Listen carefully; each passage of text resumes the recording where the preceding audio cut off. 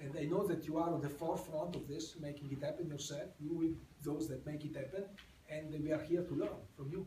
And in order to create the best tools to really realize this dream of popularizing the making of almost everything.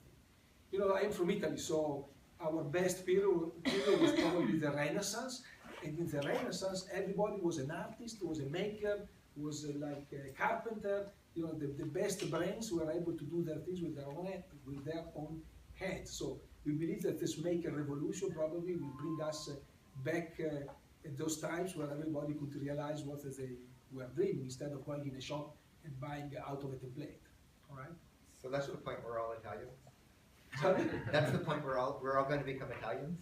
Well, I'm not advocating that. I'm against barriers. You know, we'll become citizen of the world, as you're doing with the Fab Labs, right? Everywhere, everywhere. Yeah. Okay, thank you. Okay, thank you. Okay, Matt. All right. So today is SolidWorks. You've got a really brief introduction before. I'm hoping everyone has had an opportunity to install SolidWorks, go through some tutorials, and start trying to play and make things. I think your homework assignment this week is to build something large.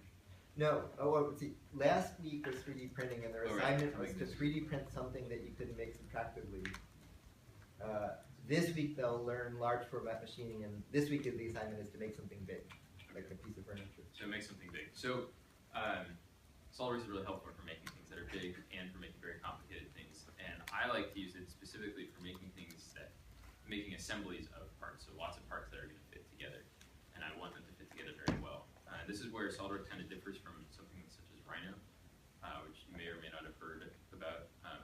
Rhino is good for playing with things, but it doesn't keep a history of what you're doing, so it's hard to go back and you may make something and you take a couple cuts and you try to fit them together. Like you saw this with your laser cutting. You laser cut some pieces and you try to fit them together, and sometimes they fit. Sometimes you want to go back and make some sort of adjustment. Like there needs to be a little bit of an offset or a little bit larger of an offset. Rhinos can be a little difficult to do these kinds of things. It doesn't keep a history of everything that you're doing, so you have to recreate the features as you go. Whereas SolidWorks has a feature history, which can end up being very powerful. But what makes it even more powerful is if you are able to build your parts with reference to other parts. So what I'm going to get into today, and you've seen a couple of emails about this, is I'm going to explain master modeling to you. And this is an approach I learned when I worked at IDEO, and then I kind of took that and modified it slightly for my needs when I was making robots at Mecca and Redwood Robotics. There's a couple different ways you can go about it. You can do it with a bunch of bodies, or you can do it with parts and assemblies. And we'll kind of go through each of those and why you use one versus the other. And I think we should do this as a sample part. I'm going to try to figure my order of operations here. I'm going to show you a couple assemblies I've put together in the past. And that'll show you kind of how the different pieces can go together. And then I'll sketch up a sample part that we're going to make. And we're just going to make a simple, I think we'll start with making a rotary joint for, say, a robot. So maybe we'll put a belt drive system and a single degree of freedom, maybe 2 degree of freedom, SCARA type robot. So that's 2 cylindrical coordinate system working robots. So let's see. Can I project and then sketch? I want to project, then sketch, then project again. Does that work? Do you want us to follow through with you and make the part with you? Or is it more beneficial to just kind of like get what you're doing? I mean, yes, you should try to do that. I'll kind of go through and point out some of the different features along the way. I'm not going to go through every feature that exists in SolidWorks because there's a lot of them. But certainly try to follow along if you can. And if you guys have specific questions, do ask. I'm just giving this as an example because I think it shows a few different features and things that you can do in SolidWorks. And we'll kind of go back and forth. And I assume I'll say maybe an hour or so. We could potentially go longer. People are interested. I'm willing to go maximum 2 hours today. And we'll just kind of see where we get left off with everything. Does that sound cool for everyone? Yep. So You want to check your 1 or 2. Turn on your display and I flip over there. Is that thing not open with the shade down? Because you could potentially sketch on the board with it open. I tried, it doesn't fit. It's off by like an inch. Try this.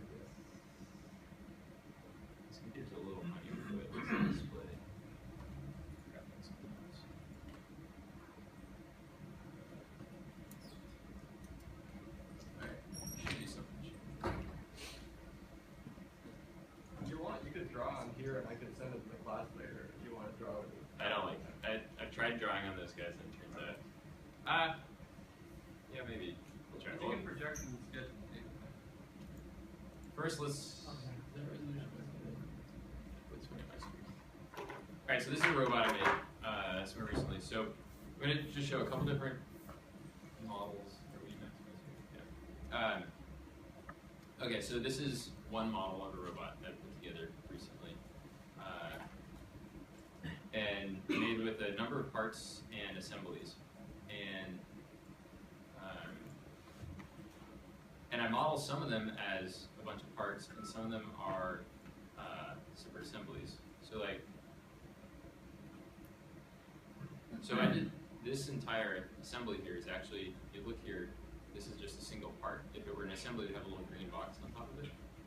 This is actually a single part, and I made a variety of bodies, all the separate different bodies, and I put them all into this single part because I just wanted to see how everything fit together, and I found it really fast to just be able to draw all the parts. Like, so oftentimes my workflow when I'm working in SolidWorks is I sketch on paper, and then when I get an idea in paper, I then go into a part and I just start building a bunch of bodies in my part file. So you see here, I have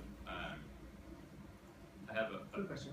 Yeah. Sorry, what's the difference between a part and a body? I'm only good with parts and like assemblies. But what is it with a body?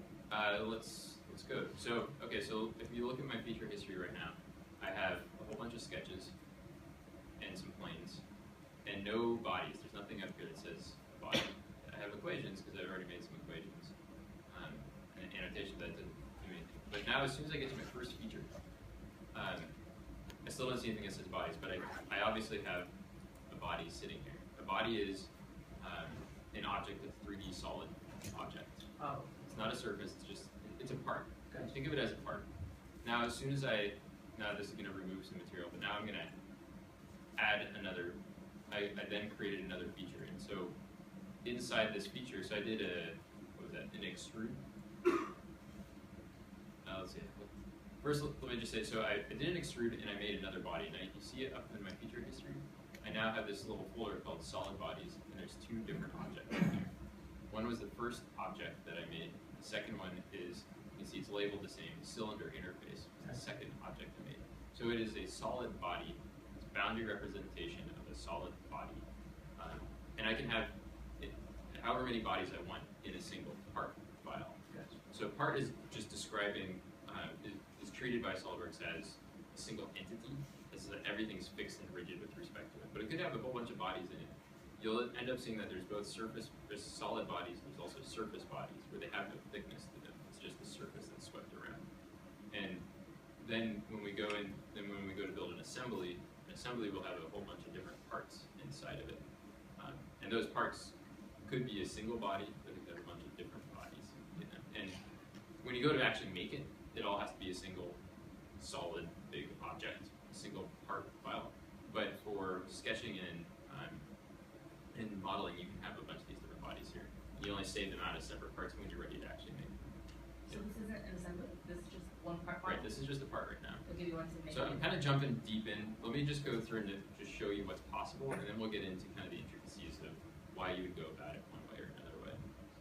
So I didn't even know that the multi-body modeling approach existed for like the first 6 years I was using SolidWorks. Okay, so I'm just, it took a long time. We didn't even have it for 6 years. So. That might have been it. I started 12 years ago. So I think I learned about it in 2009 or something like that. Is that folder, the solid bodies folder, is automatically filled with anything that's solid? Yeah, it's automatically filled with as soon as the body starts forming. And you'll see somewhere down here, I start getting into some surfaces probably. So what I'm showing right now is first I was designing, so what you saw at the very end here, at the end of this, there's a whole sub-assembly looking thing. So I've got like this bunch of parts, these are my parts here, and then I've got all this apparatus that's all around it. But I started way up here, and I started just designing the part. And the reason is that what I'm modeling right now is very part dependent. I'm building a robot that's dependent on these parts that I'm making. And so I start with the part, the geometry of the part, and that way I know that everything I'm building is going to fit with my parts. That's going to be dimensioned off of it. And I'm building all these pieces together because they're so intimately intertwined. So it's just all these, so that you can see I do a whole pile of features. There's things like mirroring and revolves, and then I think in this case I end up, at some point I end up building up a bunch of big old block of things. I had to remove some things. What you can see is you can kind of hack and slice away and put features on top of features and just pile them on there. And that's good if you're just sketching out some stuff. And if you're just trying to figure something out, and you're probably not going to go back and revisit it. But you may want to have a little bit more organization to your system, or you may want to make things actually be able to move with respect to each other. So like here, everything is rigid. I can't grab things and move them. But I have an assembly where I can, unless it's might be fixed here. You can rebuild the assembly, and I may have this locked down because it's making animations with it.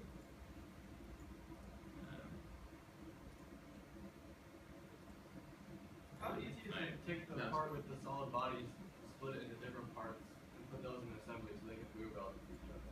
Well, that's actually part of what I did here. So if you look at, say, I don't know, this part, if you see, it only has one feature, and it is this stock thing. If you right-click on that, hit Edit in Context, it actually opens up that original file that I had. If we look at the very bottom of this file, I have a feature called Save Bodies. And Save Bodies actually allowed me to go in and pick which bodies I want to save out and save them as separate files, separate part files. So I've now modeled a whole bunch of parts that all fit intimately together, and then I just exported them all as separate parts. And then I put those into an assembly, so then I can make all those pieces move around. Oh my gosh, okay. That was the next question. I was like, how do you, the single body? So now, you should be careful with that though, because if you go back and you edit that file, if I go back and I edit my original part file, this is what I said in the email, it may not have made sense. If you go back and edit that part file, you say I put a fillet on a bend somewhere, I want to make it clean looking. So what may happen is, it's possible that the reference to that body might change. So like if I put a feature, or say, it happens a lot if you like cut away something, then there's like another floating body, you generate a new body. There's the original ID of that body, and then there's the new ID for the new body that was cut off of it. Let me know if you're following, this is getting pretty abstract right now. You are, you're not. You are. You're not. Okay. Can you unfix it to show constraint motion? Yeah, let me see where. So this is one funny thing, sometimes I lose track of who got. Don't you need to like go to move part in order to show the constraint motion? No, I don't actually. But I do have to float one of these guys. Probably. When you were saying careful with that, it was then you're like saving. Yeah, let's finish that thought. So the thing is if you start to cut up, if you go back and you cut up bodies, you may lose the reference to that body. So your saved bodies may have lost that association with that original body and the new file name you gave it. And so you have to go back and rebuild you have to go back into your save bodies feature. So I'd have to go back into this guy. And so like, maybe we should just try doing it, we'll see. So you see there's all the purple is what's selected, and that's what I'm reusing. Other ones I'm not, because I'm putting them into the assembly because I want to make them move. But say I decided I wanted to put a cut right across here for some reason. That one body is currently being referenced as, I just lost its file name. Just be careful about clicking on it too. Let's figure out which one it is. It's one of these guys.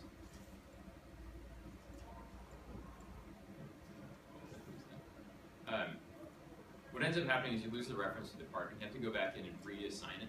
There it is. And so that can be a real hassle. So like what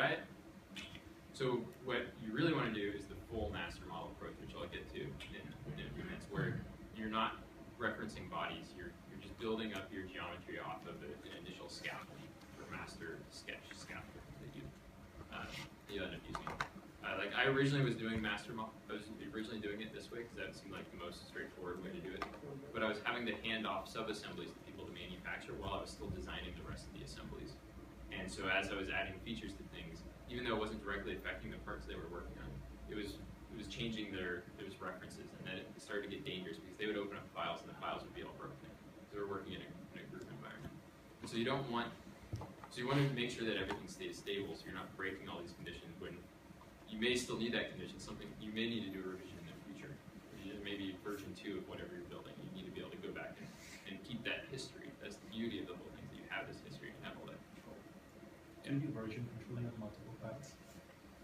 Yes, you can with an add-on feature called PDM Worker, Product Design Management or something like that.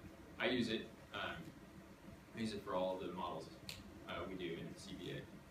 So I can have multiple people working on these files. I mean, there's rewrite access we can control. I think the version you guys have has it. But if it's just one person, you can use Dropbox or something. It's just you working on it. You don't need to get into the complexity of that. Because you have to set up a server and everything to run it. Otherwise, let's see. Let's see. I actually haven't opened this model in a while, so it may not be so happy. So let me open a different one that I know is working right now. This is a very recent one.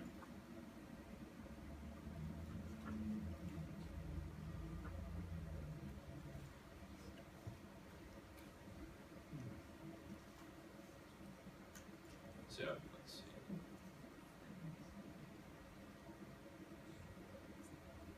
So this guy, I've set up my constraints so I can make animations, I can move things around. Sometimes where you're actually pivoting from affects like where in the circle you are with the rotation, so sometimes it's hard to get the motion that you want to see. I'm not sure where my mouse needs to be right now. But so this is setting up a bunch of constraints. This is actually this one's actually pretty simple. This one's just a rotation and a loop.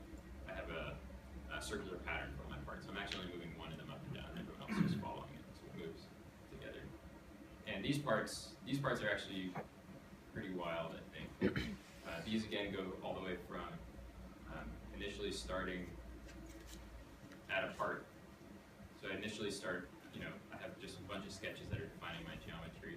I build up my part in here up until this point is an old version of the part that I've been designing. And then I decided to add all this extra geometry that is the assembler. And so you can get rid of all the sketches so you don't see them. But so you can see how this is all in one part right now. I was able to build on all these interfaces. There's my save bodies. And then I was able to then split it out and turn it into an assembly that is actually moving. So there's some certain point where you keep everything static and you're just making it all fit together, and then you blow it out into an assembly. And I'm the only one working on this, so I'm using save bodies because it's the fastest thing I can do. But let's get into. Question? Yeah, when you were making the animations, do you also have to put constraints so one body doesn't go through another one? I know in assemblies they just go straight through them. It would be nice to do that, but that feature doesn't exist right now. There is a collision detection, but it's only done statically. Okay. And so yeah, I do have collision. I have a very serious design issue I gotta work through. Yeah. That's work. It's not simple. But yeah. How about a collision detection? Or do you just put a limit on like your rotation? You can move one part and do collision detection between that part and some other part. You can select a few things or all parts of it. In a static position. Yeah. You can't do it as you're rotating around. So you have to already know there's a collision. I tried it. You can't. You mean I had a part where if you moved it, it would hit something. It would show you the things that hit. And if you moved the other way, it would show you something it would hit. Does it stop you at those? Yeah, it does stop. Huh. I haven't had that work for me, but maybe you can show me. Cool. I've not successfully gotten that part working before. In an assembly, there's like a move part command, and then it has collision detection in there. And you see like a move part is somewhere in that work. It's like an assembly feature. We do a very different thing. Yeah, I have menus set up for what I use all the time. Yeah, we'll get into it later. But okay, so he says he can do it. I haven't had much success with it, but I don't know every feature in SolidWorks. I know the ones I use a lot. Oh, no. Yeah, there's a lot. There's a lot in there. Yep. So let me show you. Okay, so those are basic. That simple animation. This guy, I forget who's alive right now, who's not. I may have it totally locked down because, like I said, I was doing animations with it.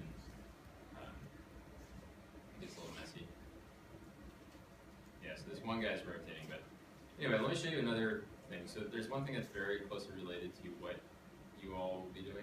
This is something I was doing the other day. This is a bed frame I made for myself. This works very well with your make something big, or your CNC manufacturing you're going to be doing soon. And again, I did this all as one body because it was very fast. So you said make a new part. You clicked like file new part, and then you just started from there and make all of this in one place. Right, so I started like this. So it's plain, right? And you see, most of my parts, you'll see the first handful of lines are all sketches and planes. And so with those sketches and planes, I've pretty much drawn the entire thing already.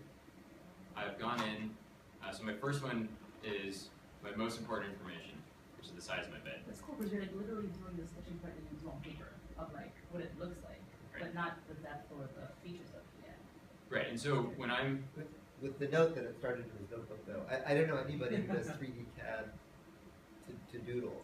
There's always a nice piece of paper next to a 3D CAD. yeah, I prefer, just for your reference, I prefer plain white pages, so there's no one inspiring me in one way or another. I'm totally free to design whatever I want. I don't like graph paper, it's too restricting, but I sketch everything first. And then, because I want to understand what view, one, what's going to work, and two, what view is going to be the most, provide the most useful amount of information as I start to build up my model, and where are my dependencies going to be. So I started doing this bed framing. You look at the sketch from out here, and it's horrifying, right?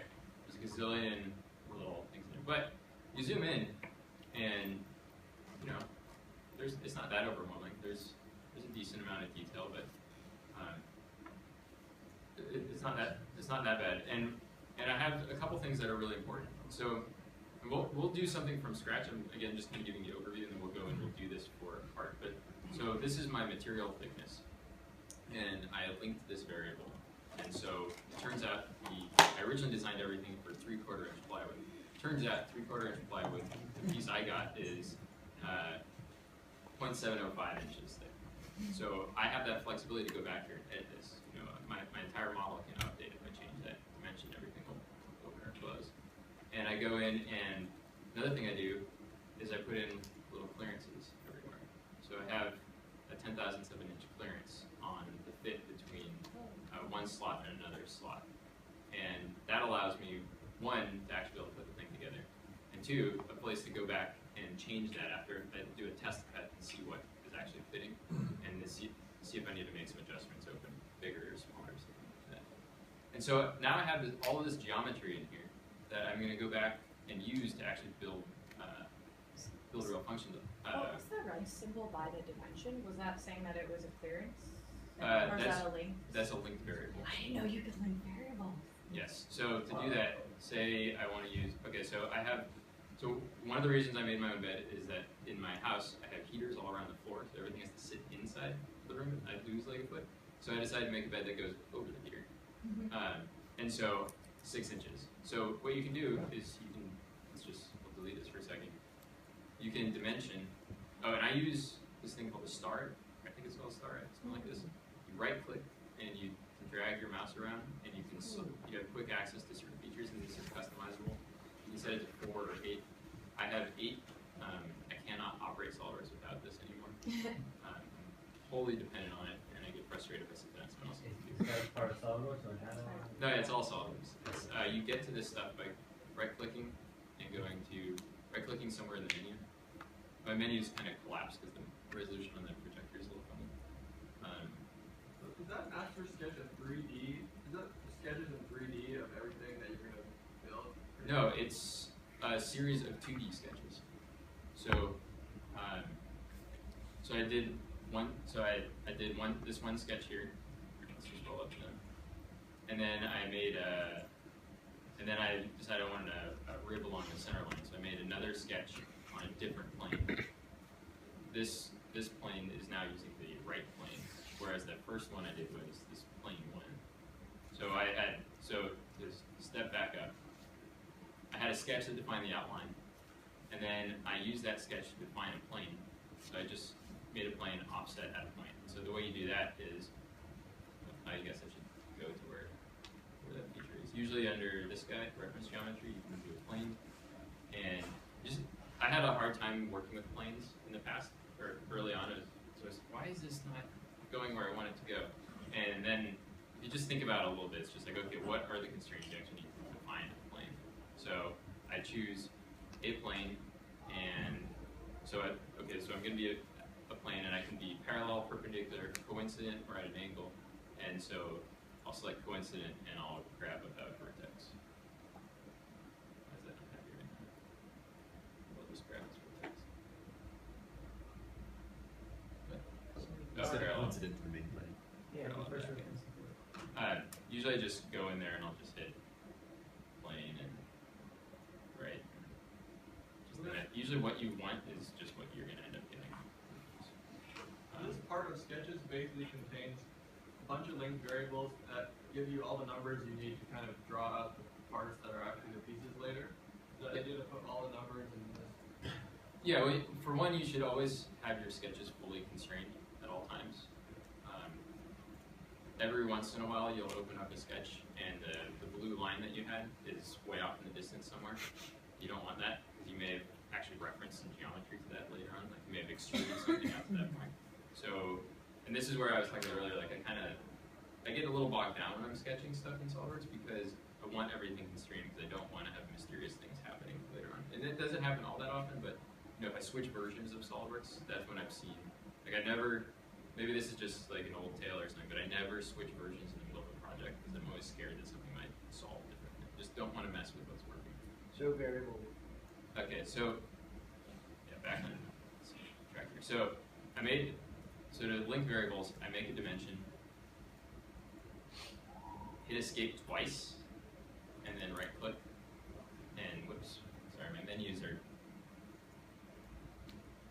smaller than I'm used to seeing them on the screen. So when you right click, there's all these different features that are associated with the sketch, and down underneath dimension there is link values. Click on link value, and I can either select things that I've already defined, I can click on them, I can step through them and I see the value, or I can give it a new one and spell it overhang.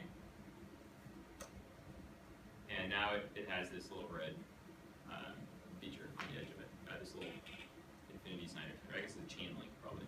So that's a chain link. And if I click on that dimension, I'll see over here on the left-hand side, I'll see the name of it. It's overhang at side. Side is the name of my sketch. Overhang is the name of that value. And there is an actual value to it. Now if I want to use that again somewhere,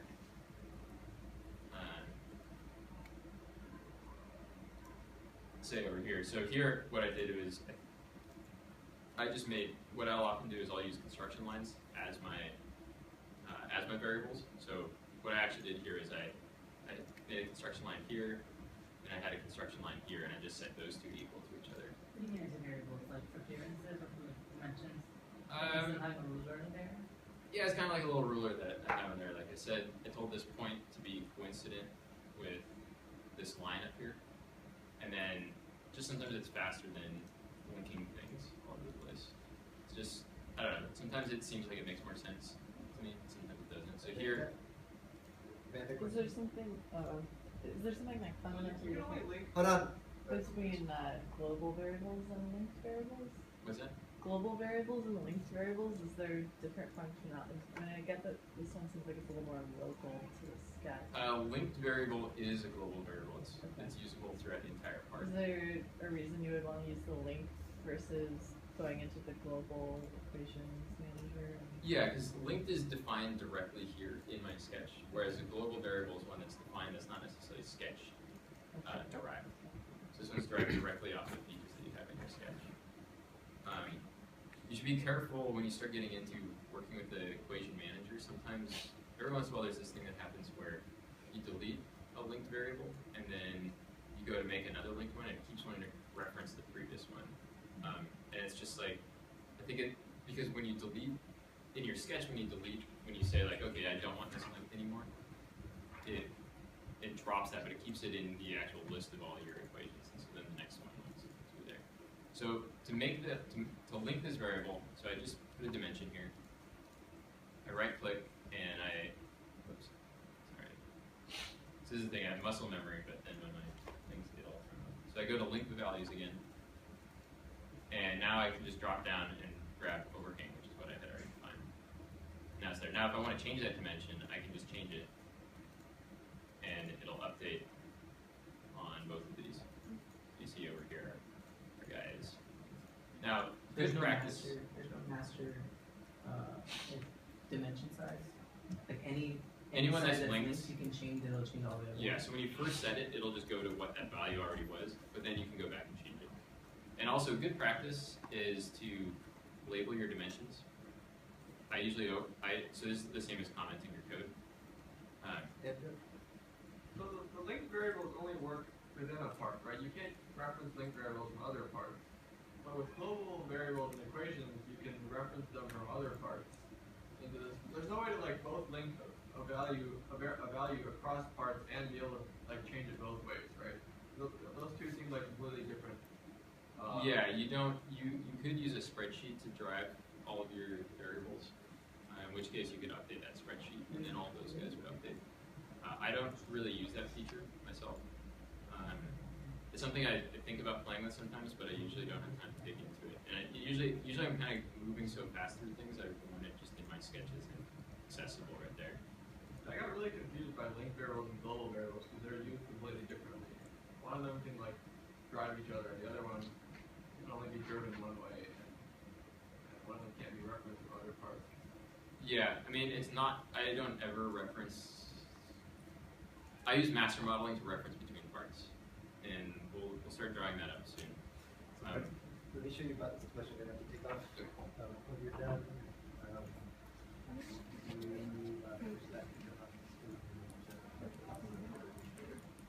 Just the bottom. yeah.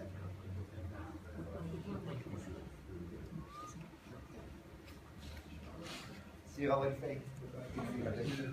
All right, so let me just jump through this real quick, and then let's start some from scratch. That way everyone can follow along. I think that's probably going to be most helpful for everyone. So again, just so you see what was going on here, I did each of these sketches is at a different plane. These are all the interfaces. These are all the different pieces of my assembly of my frame are going to be. And I have one extra thing in here. And so again, like I've got, I have some construction lines. If we zoom way in, I actually have gaps between everything, and I draw each of these in as I draw each piece as a whole piece. You can even set that gap to 0. Like this could be 0 if you want, but it's always good to leave that space in there because if you just drag a line over to that line, it's going to go coincident to it, and then you're going to kind of lose that feature. It's hard to bring it out of that again. You have to get in there and slice things up, and it can get a little hairy sometimes. So I often will dimension 0 if I just want something coincident, but I want it to be a separate part. And again, we'll get into that as we draw up our robot arm. I do one other advanced feature in here, which you probably don't want to get into. I use blocks. I rarely use a block, but in this case it was really helpful because this was a sketch edger, which is I'm using bolts to clamp all the pieces together. I don't want to rely on press fits, and I don't want to drive screws through it. I just want to clamp everything together so I can take it apart again. And so so a block is actually a piece of a sketch that you save and reuse again. And it actually gets saved out as a separate sketch file. But I use caution when using blocks. They're fairly unstable. Once they're made, don't try to edit them because they do not edit very well. And I once lost 3 weeks on a project in like a really, really bad kind of way because the block, something started happening. Things started shifting at 0.5 millimeter, which is not really enough to notice, and so we started losing track of where things. This is when I was at IDEA. We had on the phone with something got crazy and it was unrecoverable. We had to rebuild it. After like 4 months of development, we had to rebuild the entire model from scratch because things were shifting slightly. And we think it was block related. Is there a reason you would use a block as opposed to just have like a reusable part? That's yeah, because I wanted to integrate that into my parts. So that's actually something that I ended up cutting out. Oh, okay. Yeah. Maybe on that, I didn't use it there, but here on this underside piece, I actually cut those out. So I wanted to have that feature, I wanted to have those lines available when you turn on And how do fancy you graph. tell it to be a block versus just a sketch? when you're here, let's start from scratch, and we'll do that. All right, let's make a robot arm. Let's try making. We'll end up putting a bearing block in as a bearing stack in as a block, and then we'll see how that all works.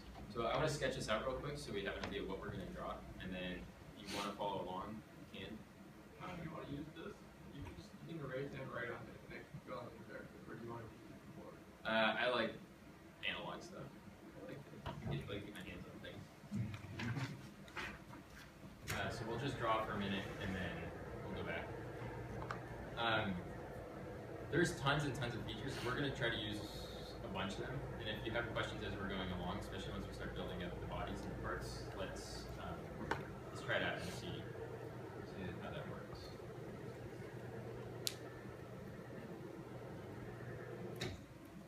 Okay. I wonder how to. This could get really interesting. Whoa.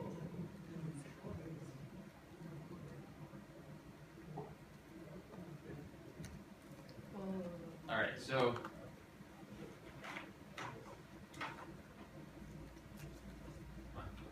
it's interesting that I think we could draw on our SolidWorks and just work.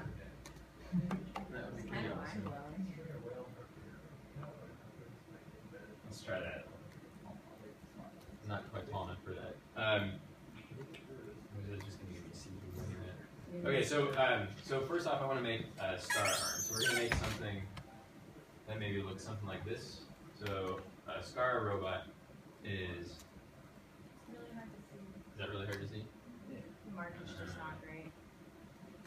All right. Well, let's see if we can try a light.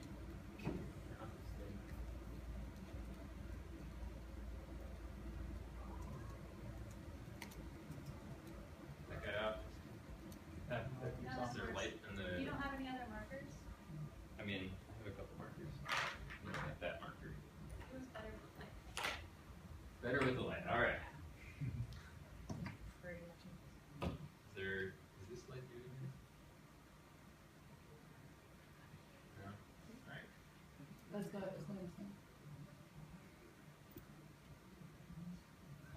There you go. Yeah. Are we on the right track? Yeah. All right. It's still better with a projector. Still better with the projector? I think it's just a terrible part. Let's just move on. Let's try this. Okay. Is that any better? Yeah. Not really. But okay. Whatever. So,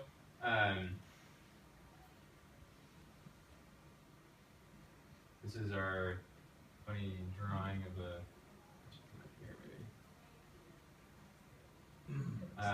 Okay, so there's going to be an axis here, and let's make our base here. So I always like to draw things kind of isometric-ish, so I can see depth and things. And so there's an axis here that we're going to rotate around, and then there's an axis here that we're going to rotate around.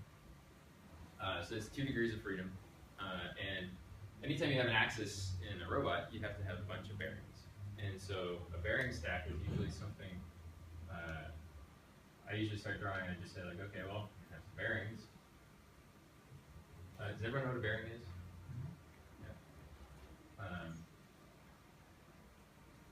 And there's some sort of spacing you want to have between your bearings usually. And it's funny, there's a lot of intricacies in how to actually implement bearings. There's lots of different types and all kinds of things and how you support them. I don't know, maybe this time we'll do something where, oh, I don't know. I don't know that I even thought through exactly what we're gonna, let's do like this. So this is gonna be our shaft.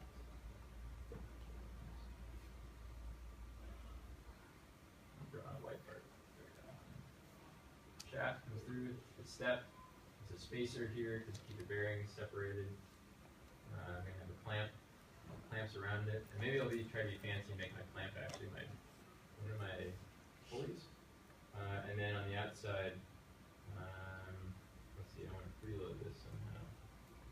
Maybe I'll bring this guy down. So maybe we'll make this guy. I'm designing this on the fly, so who knows if this is actually going to work. But we'll pretend. This is going to be our body going up. So okay, so there's, let's call this is our shaft that's going down here. We need a presser flange for a pulley. So this hunk here is going to be his arm. We're clamping the bearings, and this, actually let's do the spacer on this side, and then we can preload our bearings. So say we're using angular contact bearings, that way they'll be nice and preloaded against each other and locked down in place, something along those lines. And then there's going to be, I don't know, there's going to be a belt that goes out over here. This may not work, but it's going to give us the idea of a bunch of parts that need to fit together. And we'll kind of draw out a belt drive system. So there'll be belts that are connected in here. And later in the semester, if you guys are interested, I might do a machine design, but this might just cover it, and then we'll just be done with machine design. And then we'll end up having some similar thing over here. And so we're going to go through the whole process of sticking these bearing stacks in, making these parts, saving it out as an assembly, and then making some modifications to our parts.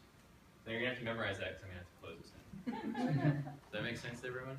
All right. Hope I remember what I said we were going to do.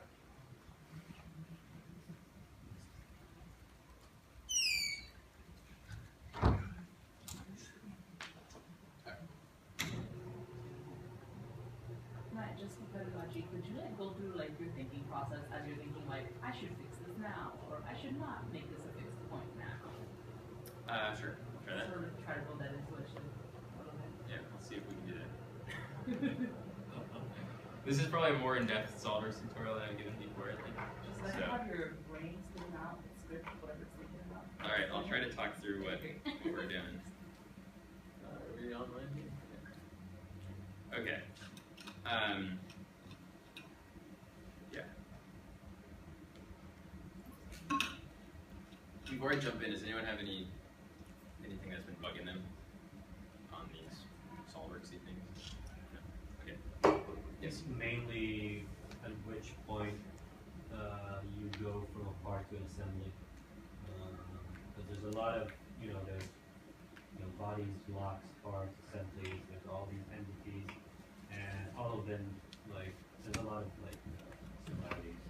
So maybe just yeah, we'll go through that. So the way I'm going to do this is I'm going to take you through my process for how I'm going to build a robot. So what we're going to do is we sketched it first. Now we're going to kind of sketch inside our part. We're going to do sketches and we're going to do some multi-bodies. We're going to figure out which bodies we like. And then we're going to start generating those as separate parts and putting them into an assembly. And that'll kind of show you where I start drawing the lines between the parts and assemblies. And we'll talk through my thought process as we go. Okay, so now it's always a little confusing, like, okay, where do I want to set up how do I want to build? Like, where's the most amount of information here? I kind of feel like bulk scale of my arm is kind of the most important part. I guess we could have gotten into doing a gear train also, but we could do, anyway. So like oftentimes I'll say, let's just start at the top and let's get a sense of the size of what we're working with. Let's say we're going to use, I don't know, 100 millimeters is going to be our first pivot. And then, right now I'm making a decision. I could just put this, also, watch out, sometimes, no, that's my fault. I think it's fixed, and in 2013 for some reason, sometimes I would click on a line and I would get a draw it, and I would get a double line when I ended. I think it seems there's like a jitter with my button. I think maybe my mouse. Anyway, so I'm making a decision right now is I could draw this out, and I could put this circle in here on the side, and I could say, let's just be horizontal. And this guy is now stuck on the horizontal. I can try to. How did you do that? Okay, so let's. Hey, I know it's a little bit painful because you love your control, but is there any way Yeah, that you're you could right. also show where these features are? Yeah, let's remind me of that. So there's all these different. What are these called? Toolbar things. What's the real term for these guys? Toolbar. Okay, toolbars. So you can. I have mine customized to things I use a lot. Sometimes blocks showed up, not being used. Some things are here I don't ever use. I just have been lazy, never got rid of them. You can, they're all available here. If you right click on this in an empty toolbar area or even anywhere on there, you can pick and choose. The first couple ones are HSM Works, which is a CAM package I use. So that's not in your version of SolidWorks. But the basic things you want to have usually are features, assembly, and sketch. I use sheet metal a lot, and I use screen capture sometimes. And those are the main ones I'm usually using. I think I probably don't even need to do that. It's there. So, okay, so to make circles, let's just start right there. So up here is a circle tool, and if you click on, there's a little arrow next to it. If you click on it, there's often different options. You see this kind of feature in a lot of software. So let's do a circle from a center, and I'm just gonna click somewhere, drag out a radius, and leave it in. And I hit escape a lot to get away from things. And I always like to connect things with center lines, because it's nice and easy to dimension a center line later on. Now, what I'm going to do is I'm going to place this anywhere I please, not specifically horizontal. So I could set a constraint that says, what's that? Was there something you had to choose to connect to the center line? Oh, sorry, I did my little thing again. If you go to center line, here, you guys are going to have to catch me on this. I really have muscle memory for this. Center line, it'll snap 2 points. So it'll want to try to snap to your center line, or your center point. So you click once, and then I can snap up along this edge if I wanted to. It'll grab quadrants or to the center line. So what's the difference between that and just dimension? Well, there's a difference between it and a line. I like to have the reference. What I really like to have is lots of different colored lines, actually, so I can kind of really keep track of things and associate things with however I feel like associating them. But I use center line and construction lines. Right now I'm using them just to help me keep track of the differences between what's real geometry and what's not.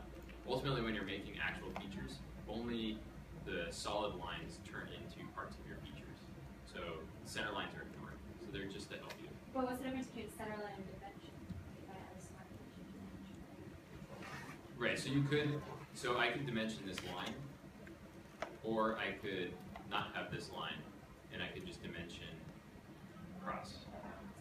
So nothing, except that I like the visual cue of having the center line here. It helps me understand that I'm going to associate these with some sort of geometry. In fact, let's just stick our geometry on there. So I'm going to grab a line, I'm going to grab an edge of this circle. This one happened to have grabbed tangent. It doesn't always grab tangent. It often will snap, and whenever you click on a line or any sort of feature, you'll see that these little green boxes pop up. And these are your constraints. And so you see I have, if you leave your mouse over for a little while, it'll show you what it is. So I have a coincident and a tangency. Matt, actually there is a difference. So for example, if you have to create a third circle along that line, if you just have a dimension, you'll not be able to do it.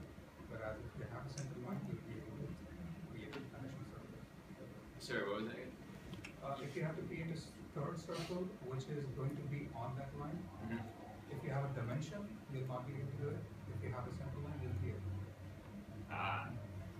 You mean along here. If I want to do this guy, that way I have something, yeah, that's a good point.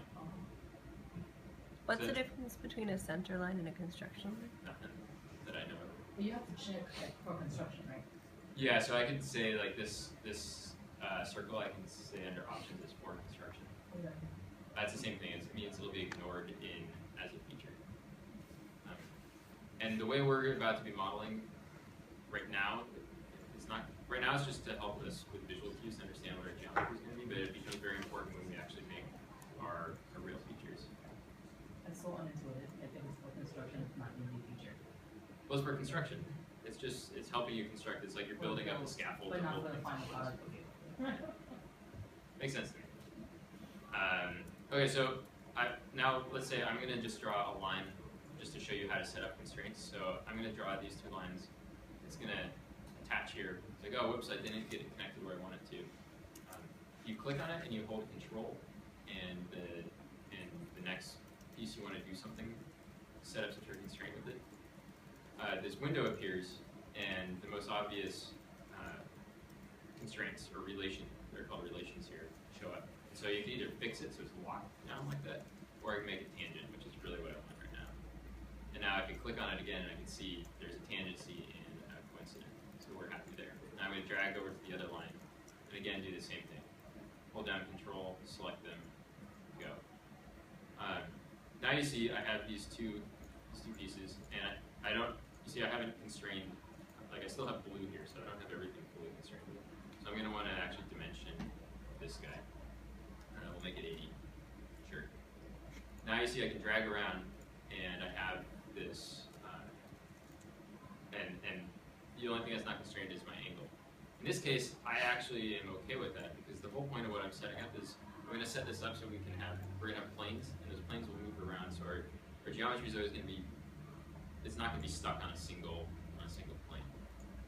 So let's just go with that for right now. But also while we're here, actually, let's go with this for right now. So I finished, so I'm like, okay, I'm happy with the sketch. I better save right now before I forget. So, call it sample arm. I have a whole part numbering scheme I use, but you guys can use whatever you feel comfortable with. Now I can say, actually, you know what I wanted is, I realized, that's right, I'm going to make 2 degrees of freedom here. So let's just do this again. Do some more circles. Do another circle over here. I'm going to connect these two together. I'm going to offset this time. I want to say that this circle is actually a little bit smaller than the one above. So I can click dimension on the 2 lines, and it will give me a little offset here. I can say 10 millimeters. And I realize I'm looking at an angle right now, so I want to look at my featured, I want to look normal to my sketch. So I can go to this drop down and do this little guy with an arrow. There's like a little plane with an arrow. That's normal. Or you can hit spacebar and the orientation views show up. Or you can have hotkeys. I have hotkeys for that one because I use that all the time. Can you just slow down like a little bit when you open the gesture menu? Because I'm fine if you use those, but it would just be nice to see what the gesture menu you're going to be clicking on to show. Sure. I will try to go slower. But you don't have to go and use like the toolbar. I know they're annoying. But. Well, I'll try to get, because the toolbar is, those gestures are what I programmed into it, so you're not going to see them anyway. So let's just try setting these guys up. So I'm going to dimension again. This time I'm going to make this the same size as my other circle. So I'm just again going to click the 2 of them. Now you see I have a whole bunch of different options. I can make the circles tangent, they can be concentric to each other, they can be co-radial. In this case I just want them equal to each other. Which one does it make it equal to? The one is more defined. So if I click, so to find out, I can click on it and I can see, when I roll my mouse over the relation that was set up, it highlights the guy it has the relation with. You see that? So you can do some forensics with other people's models. You can go in there and figure out where they set up their constraints. It's generally difficult to work on other people's models. Even I try to think of my models as part of the product I'm designing, as it's part of a deliverable of what I'm doing. But even still, it's very hard to do. It's always painstaking, just because it's following someone else's thought process. And even with as much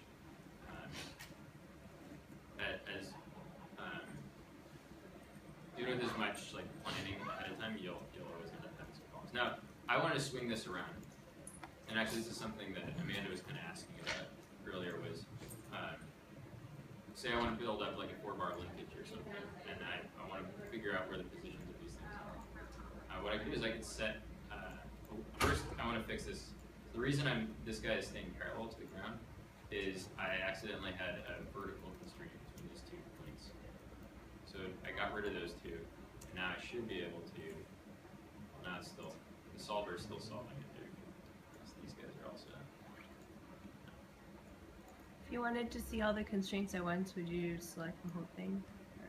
If you want to see all constraints at once, you can right-click. You go down to Relations and Display Delete Relations, and then that shows you everything. And you can filter by all on the sketch. Things that are external, we don't have too much of that yet. I guess there was one there. Yeah, that's external. It's connecting to the origin. But you can go through there, and you'll often have to get in there and mess around with things. You can also fix things. So make fixed. That now locked everyone down here, and this guy has a horizontal on it. A couple of these guys have horizontal on it. There we go. So now I can move this guy around. So, whoops.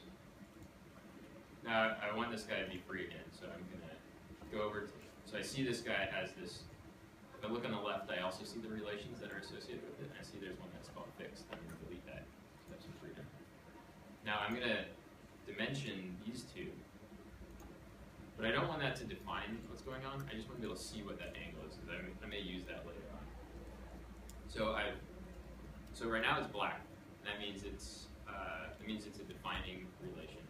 I can click on it, and actually right-click on it, and I scroll down, and I can, under dimension, where we saw link values, I can also change that to driven. Now it's gray, and now it's not defining anything. Now it's just reading out an output. And I can actually use that as an equation later on if I wanted to, because that actually has a value. If we look over here in dimensions, just like earlier I showed you linked values, and there's a name here. Here this happens to be dimension 6 at sketch 1, but I can rename it. I'll just call it angle at sketch 1. And now I can use that later on if I want to go back and use it. Oh wait, now you change it, and it's not changing it, so it's not changing very well. Yep. And how would you access it? The distance of those dimensions. Just by going back to it. Yeah, so let's see what's the good way to show how to use that. Would you want to use that? Because you're going to reference something that's like you just last move. Yeah, I'm just showing you for fun. You might want to do something with it. I don't know what. We could change something else. I don't know. Well, let's call this leg length. You know what reference dimensions are used for in SolidWorks? Reference dimension? Yeah, it's like some weird kind of dimension that shows up even when you're editing a part. You can't rename it.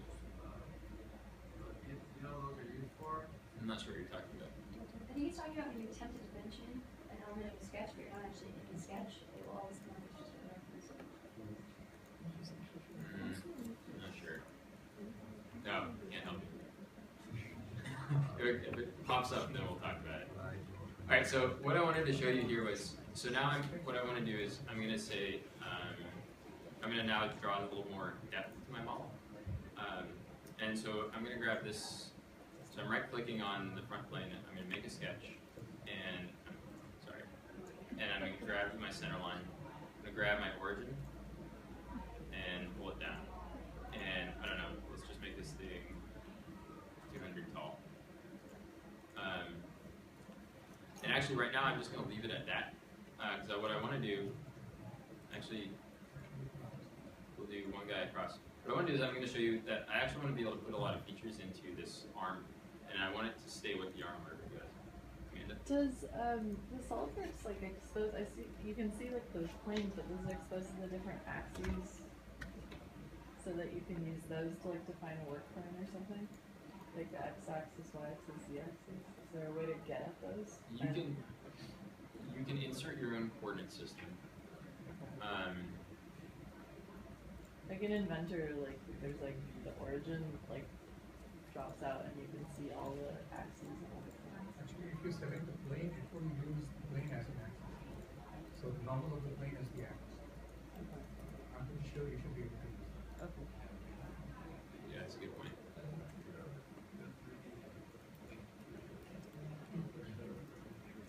So I've made a new plane here, and this plane, let's see if we can.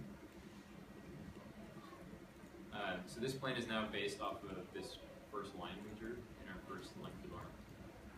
And the reason I want that is because I want to actually set up some bearing stacks along the way here.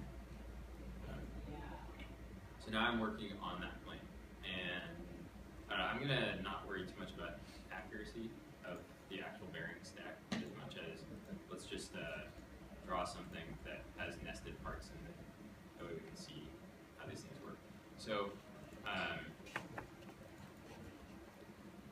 so right now I'm going to draw in some bearings.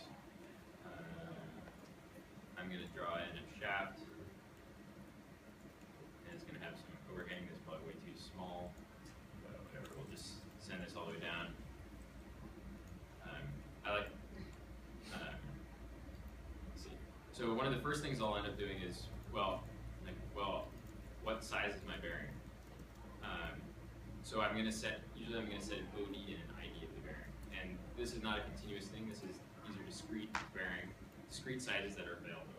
It's only what you can get. The easiest thing to do is go to McMaster-Carr and see what's actually available. And you can download the 3D models and you can look at all their dimensions. And when you get really into it, you just have a bunch of bearing sizes memorized. I've forgotten mine at this point. They're using them. But one of the things is, if you're dimensioning, you can dimension across a center line, and you can set the diameter across the center line. So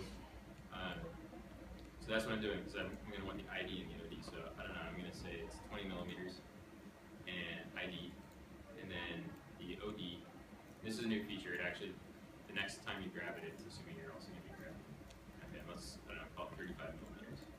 And probably the height of it is, I don't know, 8 millimeters. That's kind of bearing-y looking.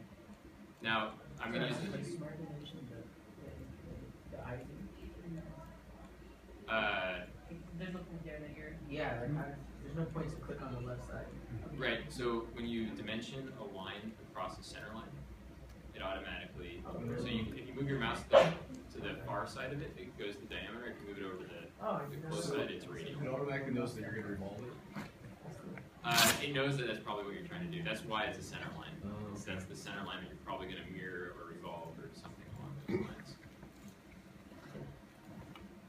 And now I'll probably go in and label this bearing ID, and I'm going to label this guy. This is not just for other people, but this is for yourself, because you will forget. And let's just leave it at that. Sometimes I'll even put in some sort of geometry, something or other, so I know that it's a bearing. But let's just leave it at this. Sometimes I'll do cross lines. I may even do that if I'm looking at the contact angle of the bearing. It helps me keep track of which direction they're going. But you don't need to get to this. Now let's just set some constraints so that these guys are the same. So I'm going to make these guys collinear. I'm going to make this one collinear. Or maybe what I'll do is I'll make this equal to this guy. Can I ask a question? Yes. Has anyone installed a Mac and figured out how to control clips? Using Windows automatic? You get a thing that like replaces control with command. There's like programs you can use that switch the two keys, and then it should just work. Oh.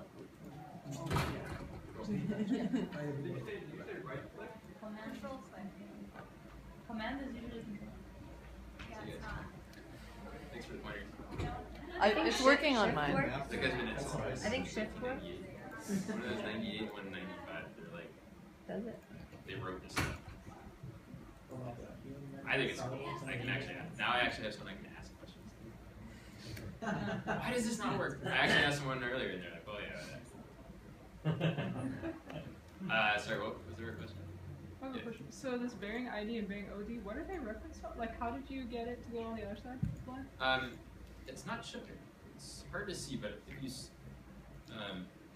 see here, I have a black dotted line here. Yeah. This was a center line or a construction line that I had drawn. And when I set a dimension from this line, if I click on this guy and I hit Control and I click on this guy, when I move my mouse to the left side, the far side of the center line, it automatically switches to a diameter measurement. Is the center line different from a regular line that just has the form construction check? No, it's the same thing. Well, will a construction line do what you just showed us? Yeah, it's the same. It's exactly the same. Now we'll do some spacing between the bearings. I already did that. Okay, so that's something. Now the interesting thing is, what you're noticing is I'm gonna draw out these guys entirely, and I'm gonna put some sort of spacer in here, and the spacer is gonna be I don't know. I know that usually the bearing it's like 2 millimeters off from the edge of it, sticking out, and then this guy is probably gonna have some fit with respect to the shaft, and it's probably gonna be a looser fit than the bearing since I don't want to feel pressing it on really hard.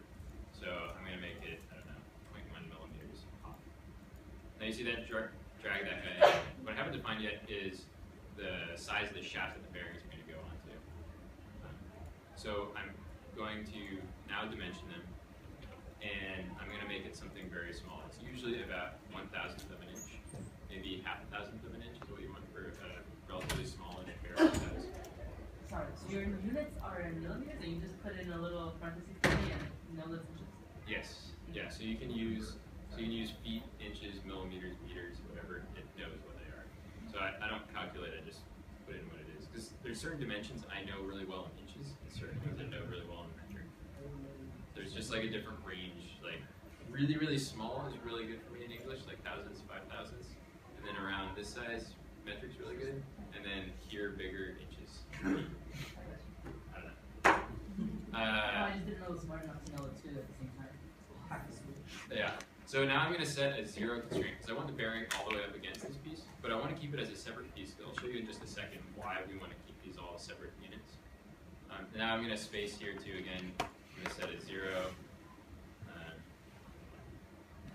and we'll do a 0 again. And I don't know, let's just make this at the height of this guy. That way things are starting to get locked down. And then again, this shelf, maybe I want it to be, let's say I want this shelf to be the same thickness as this spacer. So what I'm going to do is I'm going to grab a construction line or center line. And this is going to be a demonstration of what I was saying. Sometimes I'll just use construction geometry as my variable, essentially. So I'm just drawing it along the midline. So now this construction line is fully defined because I had already set the width of that thing, and it's just this piece here. And now what I'm going to do is I'm going to set another construction line here, and I'm going to make it coincident to this line. Or maybe what I want to do is there's a bunch of ways we do that. I guess in this case, make it coincident to this point along the vertical. So I just made it. I set a relation that it's along the vertical with that guy. And now if I set this to the equal of this guy, it's now locked me down. Now this guy's still blue because I haven't set a height on it. So, I don't know, maybe I'll stick it down here for some reason. I don't know, maybe that's not the right thing to do. I'm just showing you examples of how you might set things up. I'm going to set it as midpoint. Okay, it's locked down. We're all happy. Great. Now let's do, I'm just going to close this up right now because I'm not sure what's going to happen next, so I want to just get an idea of how I'm actually going to build this object. So what we're going to start doing is what I kind of call like sketching in SolidWorks.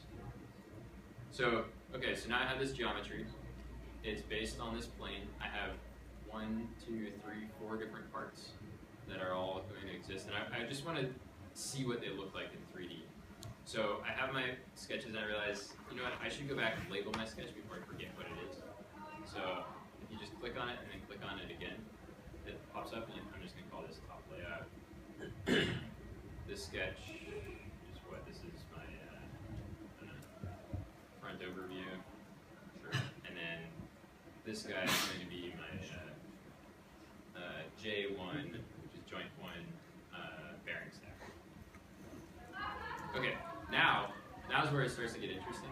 So I'm going to take my plane, I'm going to make a new sketch on my plane, and I still see my previous sketch. I want to make the shaft, so I'm going to right click on it. So I'm going to move my mouse over to the line is highlighted. I'm going to right click. I'm going to say select chain, and now it's selected everything that's connected. It's the join. And now I'm going to go to this feature up here called convert entities. I'm going to click on that. And now it is a fully defined set of lines in my current sketch. What was it before? It's a copy of that. Yeah, I copied all of those lines. Now, those lines still exist in my previous sketch. I'm just making a copy of them so I can use them here. I'm also going to grab that center line. What? Can you do that one more time? Yeah. So here we are. In my sketch, I have nothing drawn. So I'm sketching on this plane. Maybe you could hide that sketch. After you convert entities, you hide that sketch. Okay, sure. So I have this guy here. I right click. I can also just click on it once, just so I know I have it. And then right click and do select chain. And then I'm going to do convert entities. Why are only those things in the chain? Because they're That all. was the chain, or something else in the chain. Like, how did it go? Because I drew it specifically all connected. So I was making a point of saying before that I draw each of these boxes as their own separate entities, and I put zeros standoffs because I want to be able to use the entire thing all at once. And that's because, is that because you put like a 0 dimension between all these boxes? Yeah. Right? So I want them to be separate entities. Because I'm going to start, so I spent a bit of time setting up my original sketch, but I was about to start blasting out parts. And I want that, and by keeping them all separate entities without just drawing a line for them, but keeping them as separate boxes, I can just select chain, I can just grab the whole thing at once, and now I'm going to do a revolve, and I'm done. And it makes things really fast. So we'll do that in the next couple pieces, and you'll see what that point is. So, okay, so now I need to actually do a close part. I need to actually close it, so I'm going to draw a line all the way down. And now I'm just going to do revolve. And it already knew what it should revolve around. So now I've got one body in here. Now let's do our bearings. So I'm going to right click, select chain, convert entities. And this time, because I just want to see how things are working, I'm going to do these both at the same time. So I selected it, convert, I'm going to grab the center line again, convert it. Now the center line, I need it as a construction line so it knows that that's something I'm revolving around for a center line.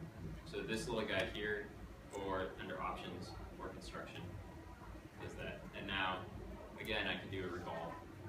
Now here is this a little thing to keep track of. There's a little checkbox next to merge result. Uncheck that. Uncheck that. Unchecking that allows it to be separate bodies, whereas merges it into the previous body. Now you'll see I have this window here, this folder, and I have 3 different bodies. And I'm going to color these bodies because I like to keep track of them, and I always like to make my bearings red. If you had not unchecked merge result, would each of the bearings, there'd be one body? If I had it merge result, it's all... The whole thing would be one body. Actually, it's funny, so it merged one of them, but not the other one, strangely. So what that means is I can go in... That's actually funny. Maybe because of the bottom edge. I don't know. So you don't always have control over it. I usually try to keep total control over it. So like the next one, sometimes you may want to merge. So going forward, whenever we do merge result, I can merge and I can select what bodies I want to merge onto. And we'll see that in just a second. But so now I'm going to grab this sketch and I'm going to do another sketch. I'm going to now grab this spacer and convert it. I just hit a hotkey that I have for convert. Sorry, I just have it. I'm going to revolve it.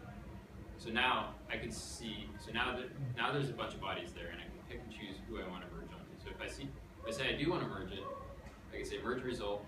I can uncheck auto select, and now I can choose which body I want to grab. I can grab multiples. I can grab none of them. I can pick and choose. I'm going to choose none right now. And I'm going to, now an interesting thing is when you're in a part, you can't make transparencies the same way you do in an assembly. When you're in an assembly, you can right click and say change transparency. But the way to do it as multi-body is there's this little chevron up in this corner here. And again, you're not going to have this feature, this is my team package, but otherwise it should look about the same. Click on the chevron, you see you have access to these parts. I can hide things by clicking on that little guy, or if I click over here on the far right, I can make them transparent, which is real handy. I'm often using transparency so I can see through things and see what's going on. So, no, you can't. You can in an assembly, but not in a multi-body part. If you still do it. You should ask those guys. Matt, why did you revolve from the original sketch? Like, why copy it over to new sketches and then do the revolve? So the reason, good question. So the reason is that I can now go back in. I can go back to our front overview, our bearing stack, and I can say, actually, you know what? My bearing ID, I just went to McMaster, and it turns out it's 25 millimeters instead of 20. And now everything automatically updates for me. And if I had made a feature, so okay, let me explain that a little better. So every time you make a feature, that feature absorbs the sketch that it was driven off. And I don't want to absorb that sketch. I want that sketch to be accessible to all the other features that are going to happen. So what I did when I made each of these revolves here, I made a copy. I just made a copy on this plane so that I would have access to it. But I still want to leave all that information available to everyone else. How did you make a copy? That was the convert entities. That's already clear though. I think I'm gonna do a little, like, you would have changed the sketch for the revolve. It would have gone back and re-rendered or rebuilt the same feature though. Do you see how the feature evolve has a sketch assigned to it that it will Normally we're trying to eat the sketch right at the end and you made a feature, so how do you make a new one? Right. So that's the whole point is that Also having to play with.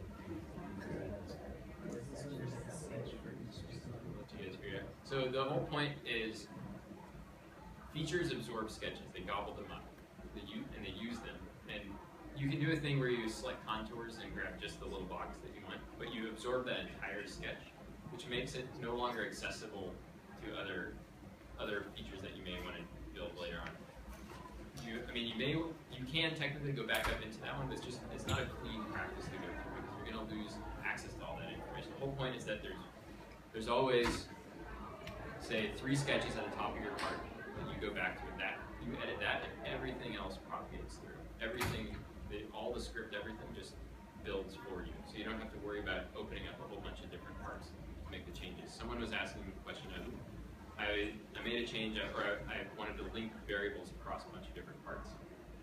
Here, there's just one place. Let me split this up. So I'm talking through my process. My process is a hand sketch.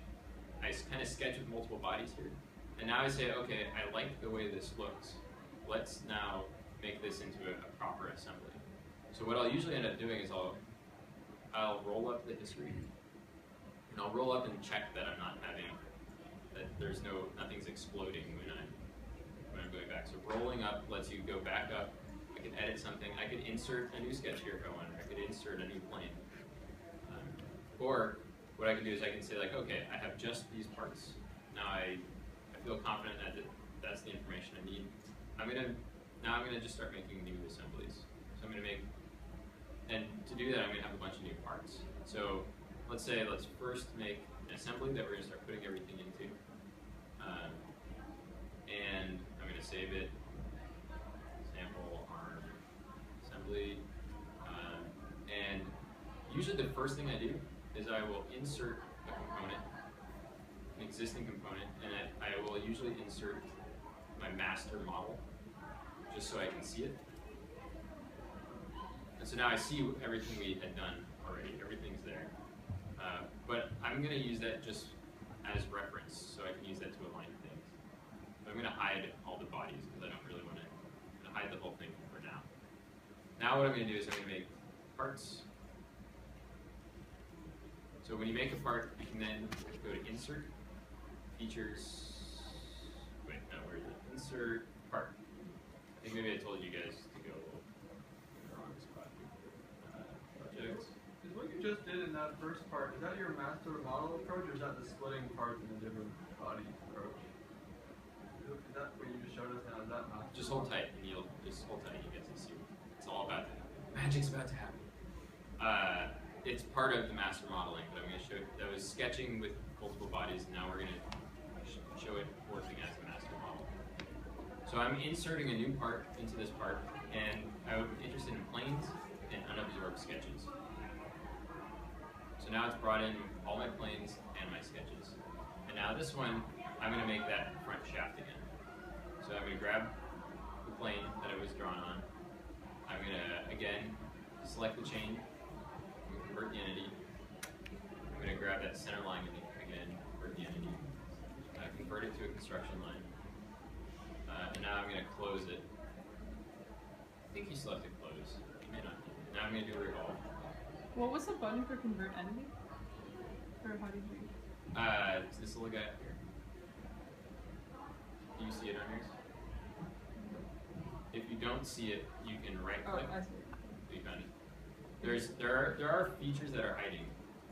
If you expand this guy, you go down to customize, you can go to commands, and then commands are all of the commands. And there's a few things that are hiding that you don't have that and see all the different things. But so here I'm in my new part now. So I'm in part 2. My very first feature is I inserted my original part. It has sketches, and now I just made a revolve. I'm going to save this part. Sample arm 01.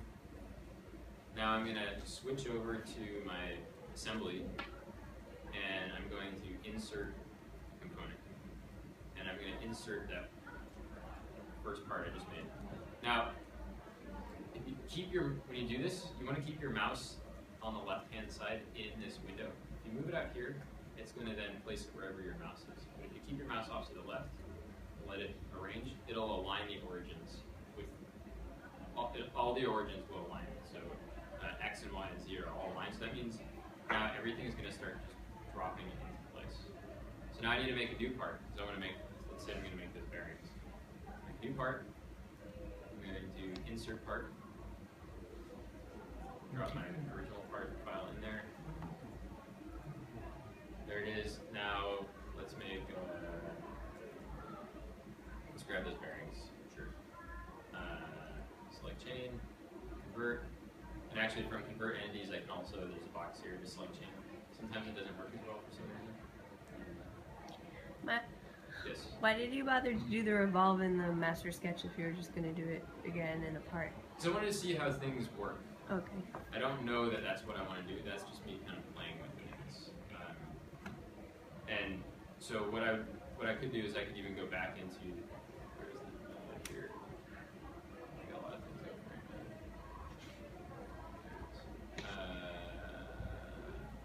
now. I could go back in here. In fact, let's just suppress all these. They're gone. So my thought process is usually I kind of build a bunch of bodies in my part to see what's going on, and then once I understand it, then I'll start splitting it out into sketches. So like here, now the nice thing about having them as separate parts is I can actually set up material properties. So I'm going to call it 1060 alloy, whatever. So also, if you wouldn't have converted entities in your like master sketch, would you be able to like insert them into the new sample arms or ones and have them in the sketch note, right? Because it'd be a feature now. Right, they're involved in features. So you don't just keep your sketches separate. Keep a copy of your stuff. Keep like the version copy of your sketches, and then make copies off of those. But always leave the original ones there at the top of your sketch. There's one place to go to change things. You don't want to be digging around through a million features. You saw my other parts with a gazillion features on there. I do not want to dig through that and figure out where I made some offset. You want it just all defined in one or two little places. So I got too many things up.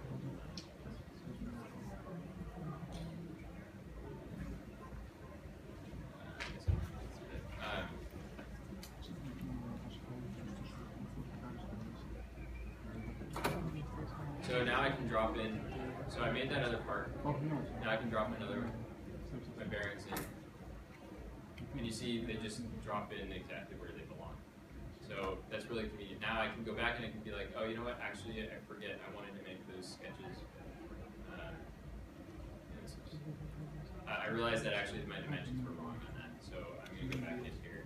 And I don't know, these guys are actually a couple millimeters taller. And they are, and the IE is smaller. Whatever. Things are changing. This guy's really tall. Now I can go back into my assembly, and everything is rebuilt for me. So this is how you can start having an assembly where everything fits really closely. Like we do a section plane. We'll see we do have that slight gap that I have programmed in there, and everything's dynamically changing based on my parts. Yeah. Is there a way to save a body as a part from your original master model? Yes. What's There the is. difference between doing that and how you opened a separate part and then imported the sketch? I mentioned it earlier, maybe you didn't hear it. You can lose references to bodies.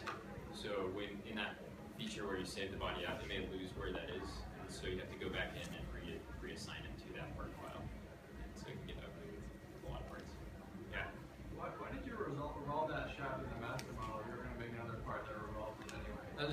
kind of see if it looked right. I don't need it, I'll just delete them all right now. It's just, because sometimes it's easier to see things, because it takes time to make all those separate parts, right? And so if I'm just trying to figure out how things are going, like if you look at my entire thought process, there's tons of stuff in here that never makes it to the computer. At some point, it gets into the computer, and sometimes it's just 2D sketches. Like sometimes it's just this top sketch, and I'm just futzing around with it. Where is that profile? Sorry, I can't see my.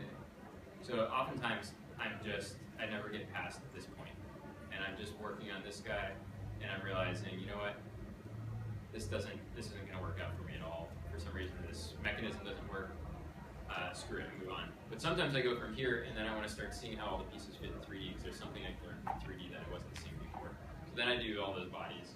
And then if I'm real serious, I'm going to make an animation for my advisor, because he really likes animations. Or I'm going to actually make the stuff that I need. I want to make a separate engineering drawing so I can actually make each of the parts. Then I split it into an assembly. And I'll go back through and I'll rebuild everything. And every time I go through, I never get it right the first time. Every time I go through and I have to rebuild things. But each time it gets better and more stable. Yes? It's kind of a change topic, but what's your opinion on like sub-assemblies? Is that like a good strategy? Or yeah, it depends. Is there something to like think about that you can get you in trouble with that? I like sub-assemblies defined based on how they're actually working as a system. So I use them extensively, like the big robot arms I built. Yeah, I mean, each gearbox is its own sub-assembly. And I actually split all the way up into how I'm actually making the parts. What the sub-assembly is getting me where. So like a gearbox is a separate unit, and then a skeleton may be a separate unit, separate sub-assembly. And all those sub-assemblies get stacked on top of each other. Where it doesn't work is when you're trying to do animations. If you have a bunch of sub-assemblies that you want to have non-rigid, you want them flexible so you can actually animate them. Things get ugly and break down really rapidly. So in that case, you have to rebuild the entire system all in that one file. But in general, I think it's good to compartmentalize. I like things organized. So can I summarize the master model approach as you make a bunch of sketches in one part, and then you import that sketch into all the other parts, into a bunch of other parts, and you use the dimensions you made in that sketch to basically make everything solid. Yes, and those sketches that you draw in your initial file are anytime you have an interface between more than one part, you draw that in. And you build a plane wherever you need to, and you draw sketches wherever you need to. That way, those two interfaces, there's only one part you have to change in order for them to update, as opposed to going into each of the separate ones and changing one in one direction and going back the other way.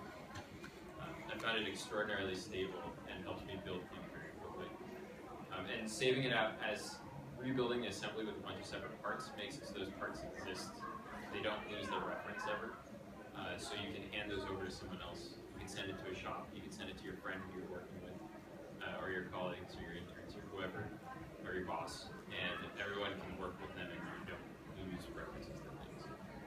So that way you can like carve out. Like I could, we can make another feature or something. Like you can then build sub-assemblies of those assemblies, and you're all still referencing your original master part. So like I built a smartphone a number of years ago, and we had 3 people working on the team, plus some electrical engineers. And I was responsible for the overall body of the whole system. One guy was responsible for just the shell, and one person was responsible for just this little charging dock at the very base of it. And we were able to carve up the whole thing.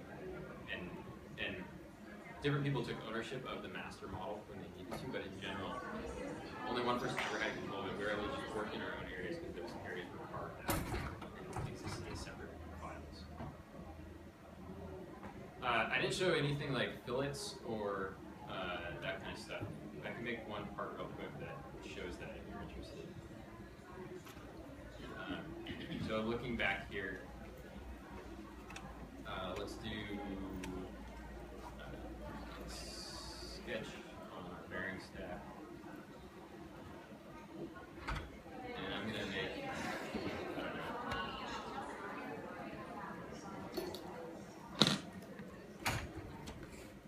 so this is where it might get funny.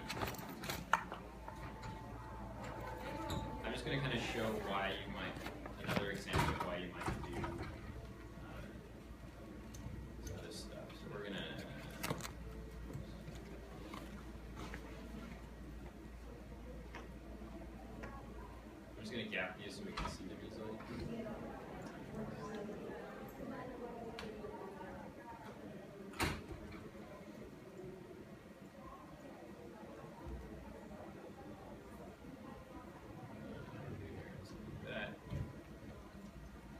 Now, one funny thing is if you want things to line up with your circles, you gotta run a center line down, and you need to make it pierce that edge.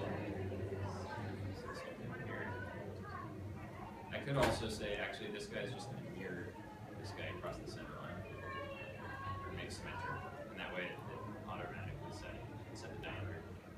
Let's do the same thing here. Blue like that. Let's do one thing, this guy sticks over here. Pierce. Yeah, Pierce is a function.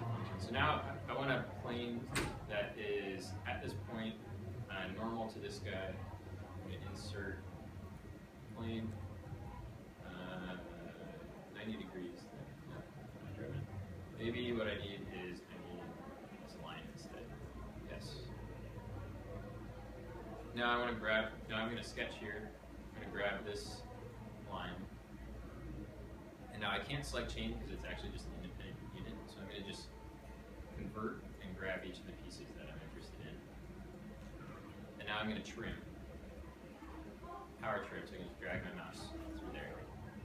And now what you see is I have this plane and I establish it based on this line. This is not visible. Let's get rid of all this stuff. This is just realized how little real estate we have. Okay, so now what I want to do is I'm going to extrude, and now I'm going to use these features. I'm going to extrude down to this point. And now what you're seeing is, and now I'm doing this in this master, or in this original file right now, just to get a sense of how things are going to fit together. And actually, because I'm fitting things together, I want to see this other stuff so I see what the interaction is. And then I'm reminded, oh right, I need this bearing housing actually needs to fit here. So what I'm going to do is I'm going to, again, grab my plane. I'm going to make a clearance for, oops, wrong plane. This plane, sketch. I'm going to go normal to it. I'm going to make a circle. And now I want this circle to line up with this point. I make it coincident. What I'm going to do is I'm going to cut a bore for my bearing. So I'm going to now do an extrude cut. I'm going to do from vertex.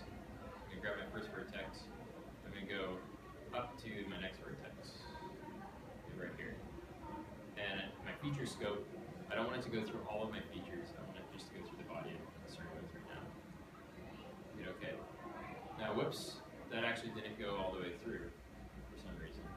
It's not deep enough. I actually made my whole part deeper. So actually, I'm going to go back, I'm going to edit this, and I'm going to say, actually, this point, might as well just go all the way down to this vertex. Now cut through.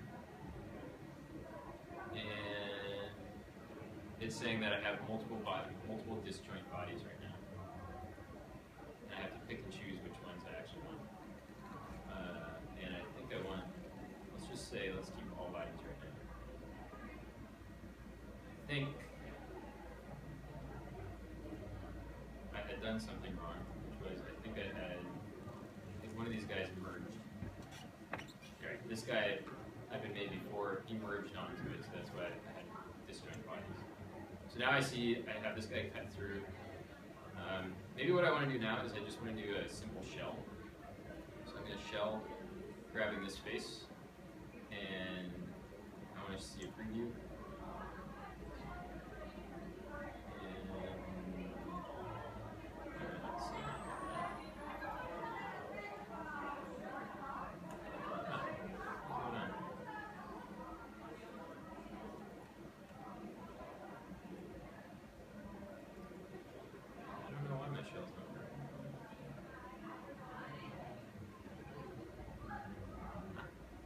So let's take a section view and see what's going on here. How do you do section view? There's this little button up here. Looks like a section.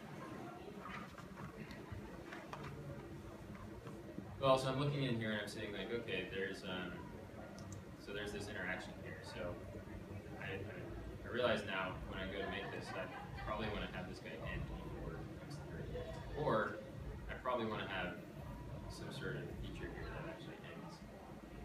So let's make that a clearance for that guy, about 1 millimeter. And now what I can do is I can go. So I had done this cut feature as an extrude, but now I'm realizing I actually have a couple different things I want to do here. There's a step I want to make. So maybe doing the cut extrude is not the right way to go. Maybe what I want to do is actually do a swept cut. So I'm going to grab that plane. Now I'm going to get in here, and I'm actually going to, it's hard to see on this grid, isn't it? I'm actually going to convert entities. Convert that guy, that guy, and that guy. Let's grab it on the plane. Let's get rid of this section here. Sketch. So, you know, it can be a little painstaking sometimes. Don't get me wrong, it can be a real pain. I spend a lot of time in SolidWorks. A lot of time. Okay, I'm going to do something that's kind of interesting. What I'm going to do is I'm going to use a surface to cut this. And at this point, I'm just going to showing you just different ways to go about things. So if I want to cut this, if I want to do a normal cut extrude, I would have to close this up. I would close this guy down to here, something like that. I would probably want it clean. And I would do a revolve cut. And I would select who it's affecting. It's this guy. And now I have a clearance in here. Another way to do it would be, I'm actually going to take this guy, I didn't close it, and I'm actually going to revolve a surface. And that doesn't really matter. And now a surface is different from a body because it has no thickness. It's just a pure surface. But I can use surfaces to do interesting construction. So right now what I'm just going to do, if I do a section view, I see it's just this full of muck, right? We have this solid body, and it's just filling that entire space over everyone else. But what I can do is I can do cut with surface. I can select my surface, and I can choose the direction of where I'm cutting and who I'm affecting. And now you can see I just carved out that space. My surface is still there. I can hide it if I want. And now I've cleared out that space. Now the interesting thing is that surface can come from another piece of software.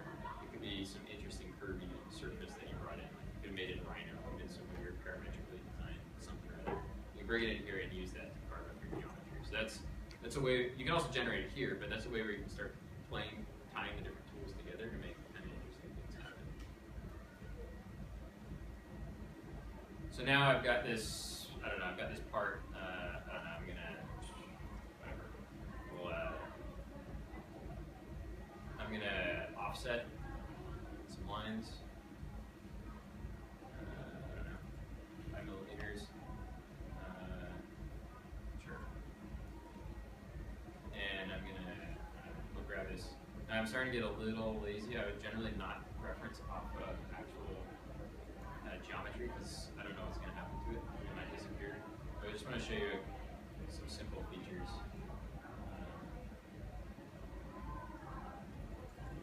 Let's bring this up to vertex, and I'm going to merge the result. I'm going to merge it just into this big guy. Okay. Cool. I don't know. Let's put a fill up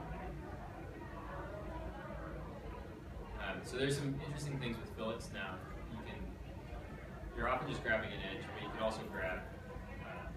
You can go across faces. You can explore everywhere.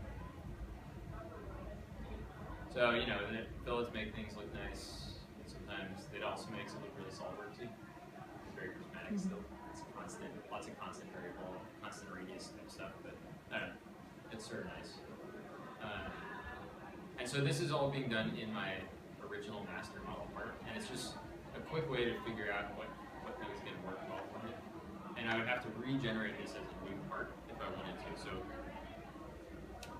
Or I can just save the body out if I'm being really lazy. It just kind of depends what your needs are.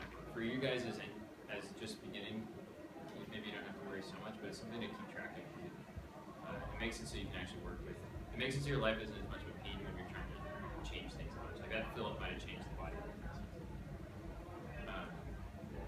And in general, the master model has all of the features that are interactions between more than one part. But any features that don't interact with other parts, save that for when you're actually working in that part. Like that fill I probably wouldn't have included unless I was trying to sweep through something that had some narrow interface for it. Yeah, I guess that's a quick little intro into what the assembly of master model is. Is that what you guys just hanging, or do you have, that makes some more sense to you guys now? Very good. Does anyone have any more questions?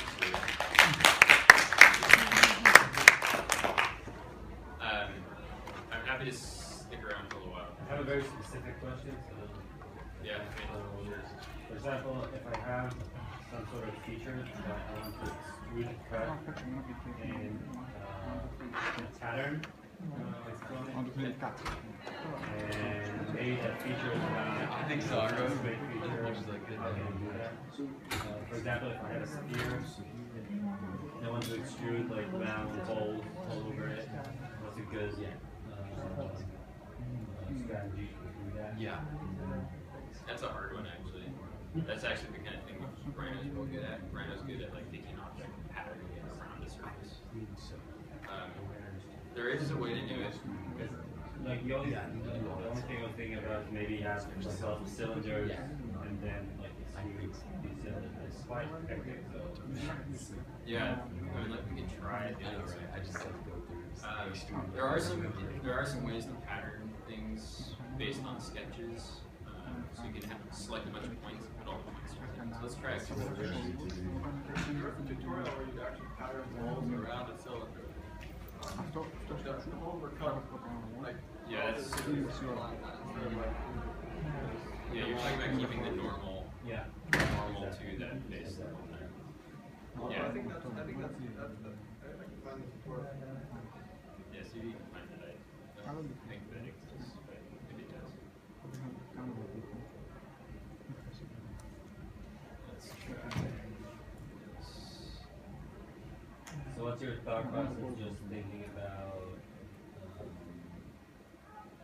like how do you get to do this problem? Yeah. Or is it specific? I don't know, this one's like, that's a...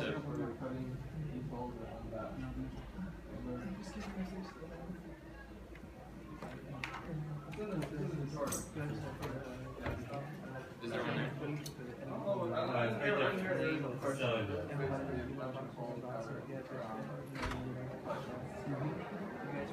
yeah, they're just extruding that out.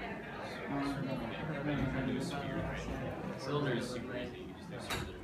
The sphere is tricky. I just want to show you something. So, groove component thing, you can turn on collision detection, stop it collision. So, like, I was doing this, it makes the sound. It shows you the edge charge. I'm giving it a little bit buggy, so you need to stop it randomly. Select like certain components of collision, which resolves all chunks into a lot of parts of your system. You know it's going to hit each other. Select but if you select all components, there's a lot of things in your assembly can be pretty floated. Yeah, I mean, that's interesting. What's that? That you could think about while you're doing this, maybe. Just like your tricks of the trade that you wish you would have known, like the 6 years that you did leave out with that body or something. Things that you wish you would have known, Master models. this whole process of it. This whole process is insanely powerful. Like, I taught everyone at Becca how to use it, and like pretty much everyone has switched over to it. When I first started using it, I was doing it all as bodies, and I hadn't saved it out as separate parts, but that's actually how we first did it at IDEO, and that was not effective, because I needed people to be making parts while I was still figuring out what the hell's going on. this whole process I've found, it's just things fit the first time. Everything It else just fits. It's just done. So like that star thing, Yeah, I mean, I program in my own hotkeys. The star thing is amazing. I mean, it just makes things a lot faster. Because the thing is, it's like, also having a decent graphics card, honestly, and having a decent computer. So like the master modeling thing actually it will bog down your computer, like it's calculating a lot of constraints, unless it's checking everything all the time. So like, this is my portable station, but I do not do real CAD on this, even though this is a workstation laptop. I have the giant tower. It's the most powerful processor I can get, because I just don't have the patience to wait around. Like when I was doing this smartphone, we had a 15-minute rebuild. We had to sit 15 minutes while this thing was recalculating every time we changed anything. Talk about a way to kill momentum. Just forget what you're doing every 15 minutes. So it's just not. So those are like little, or I guess those are bigger things. But I don't know, I think the master modeling thing of just modeling there is really helpful. Converting entities is something I know about for a little while.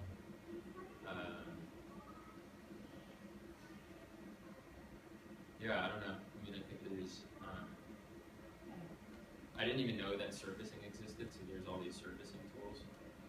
I didn't show you guys sheet metal at all. Sheet metal is actually really powerful if you don't do it the way they normally. Like I model everything as a surface, and then I convert it to sheet metal, so I have total control of everything until the very end when I convert it to sheet metal. That just lets me have. I can set the constraints of where things end and interface between things much more dynamically. But those are things that, part of it is just getting into it, playing around with it. It's hard to cover everything. Were you modeling on the surface now, all this whole time? No, this is all solids. Oh, I only did that solid. one little thing that was a surface. Oh, I see. At the very end. Cool. Material properties are good if you're ever doing robotic stuff. You can get all your moments of inertia out of it. You set up your proper material properties, so you can include that into your within your schematics when you're building up your Jacobian and everything. So you can actually include your inertia models and you compensate for all your force requirements. When you usually define materials, do you define it at the part level or do you do it at assembly level? Part level. Every part has a material property. I guess and it's just like right here, materials. I see. So right now you're in part. Okay, yeah. I guess I'm still trying to digest because you showed the instance in which you were just kind of like thinking in just the part form, and you actually did the whole revolve and everything in part. But in actuality, in master modeling, if I understand the process flow right, you don't actually do the whole revolve or the full feature until you actually go into assembly. No, I do it as a part before I put it into the assembly. So I did. That's weird. Okay, so that's maybe where I lost it. So I made a part. So I had made a part. I inserted my previous one, and that had all my sketches in it. And then I made a feature. I made these bodies from these features in it. So I had just grabbed a plane. I grabbed lines from that sketch and I converted them. This little box says it's on edge. Okay. That means it's on the edge of another thing. Like I could grab all of this if I wanted, and I could convert that. And now those are all on edge. They just converted them. I just copied them. Convert is basically I copied it onto my working plane. My working plane. And this, you're still within a part, not assembly, right? Great. What view are you in? I'm in a part. Oh, you are in a part. Okay, sample arm 2. So when you made those changes to the master sketch, you like added like a little more, I don't know, offsets and clearances. It doesn't rebuild in here or anything, huh? No, it does. It does. That's the whole point. Oh wait. Like I can go and I can edit in context, so that lets me go here. Oh wait. It also rebuilds with it. Okay. That's the whole I thought point. you had like tweaked the process, but no, this is like most maintenance. No, that is the point. Is like I can make. Alright, I can put these gaps in here. I don't know. Putting some little gaps in here. This guy I'm gonna make bigger. And Correct, and it did that because you imported where did sometimes, the one thing is when you make 0 ones, for some reason they disappear. Right? So I'm gapping everything right now.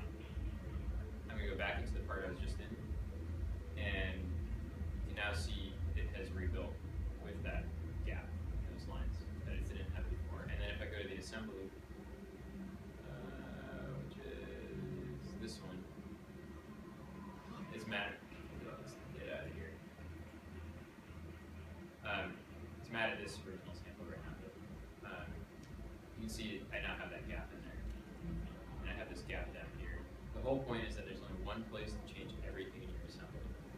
So you can, so everything is properties. And because otherwise, what I found, especially like we can set up hole patterns for like low hole patterns. What ends up happening is in the old days would be I need to make this hole for this shaft, or I'm gonna use M3. I'm gonna use a bunch of 3mm screws to attach this plate. I'm gonna have a hole pattern on there, and then fuck, I'm out of M3 screws. I need M4 screws, and actually it looks like I need 4 holes instead of 5 holes because I got another thing in the way that I forgot to add. So you go in and you update it. And in the old days, you go through each of the different parts that it goes through. Maybe you're passing screws through a bunch of other parts. You'd have to go through all, say, 3, 4, 5 of those parts to make those changes. Here, there's only one place you go and everyone updates. Makes things a lot faster. Or like here, like I changed the bearing shaft, and the spacer, and the shaft, and the next piece that attaches to it. All those, like maybe I had a nut that went on top of that. All those things all update dynamically with each other. That's where the power is. You're basically programming your part. It's just a series of it. You're just programming to see what's going on. Let's step back for a sec because I think I'm a little lost in the hierarchy thing here. So you have, okay, so you have sample arm. You have like 1, 2, and then sample arm the original, right? Yeah. You don't need that one in there. I mean, I can just delete that guy. So for that one's the original one. Yeah.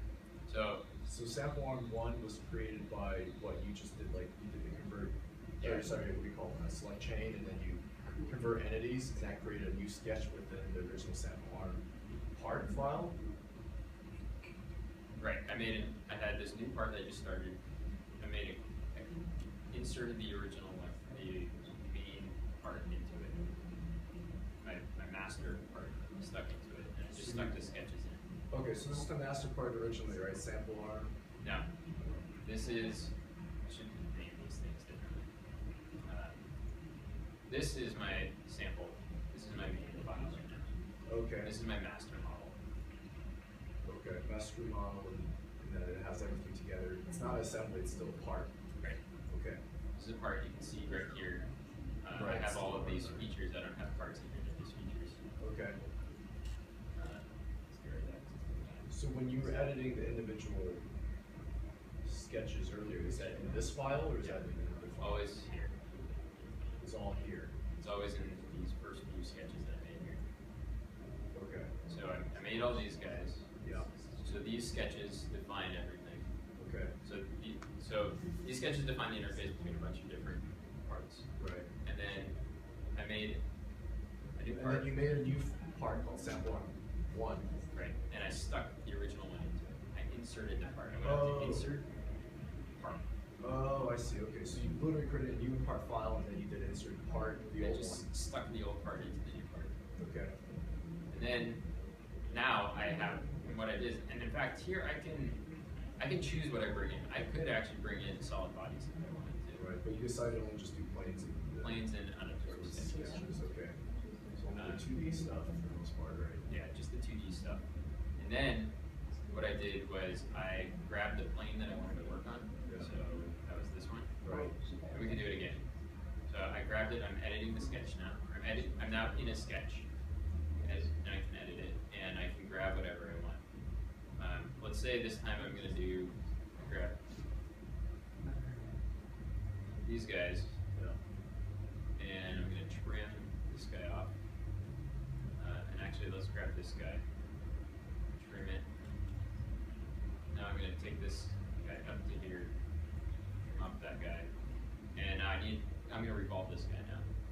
So I'm going to convert the center line, convert it to construction geometry. And now I'm going to do a revolve. Now I have this part, now I've just generated this guy. Let's put a fillet on it. Try to build it. And now if I go to my assembly, that part that had been something, had been my, I guess my shaft before. Yeah. Now it's this thing. It's that part right there. So that part is the solid arm 1? Solid sample arm. Sample, sorry. Yeah, sample arm 1. That's what we were just working on. Yeah. The sample arm 1. That's the newly created, okay. That's the newly created part that you import the original sample arm sketches, and then you just evolved around those sketch features. And so if I wanted to actually get one for the shaft, and I would just create another part, import the sample arm part, and then only grab the outline, the sketch outlines for the shaft itself. Okay. I see. So that's, so then the master model then is what, the sample arm model? Yes. It is this one. That has all the sketches and everything in there. I see. It has all the information. And this is where I make my changes.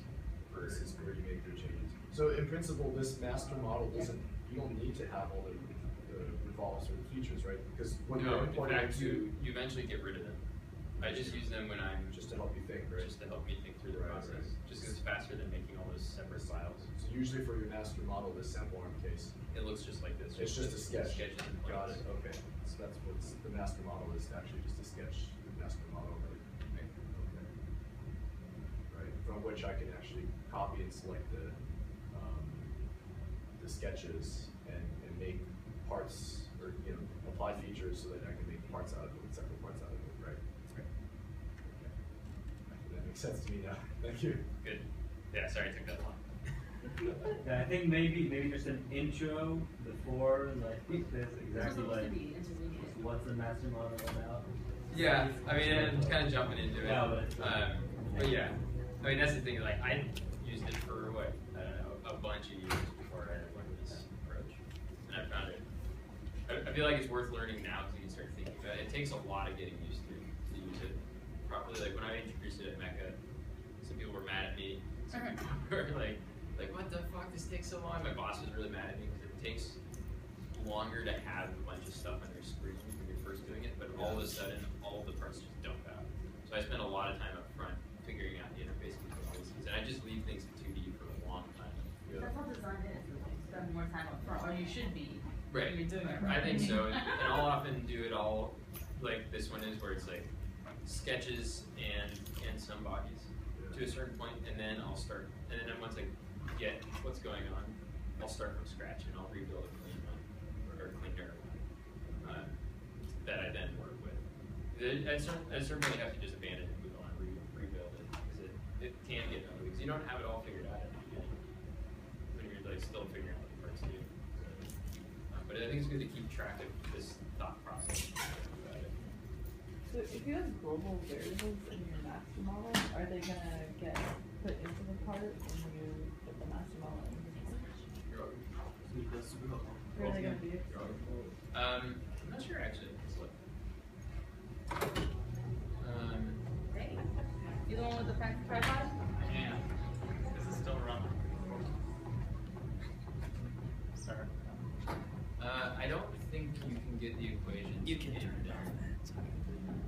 It's just Q&A.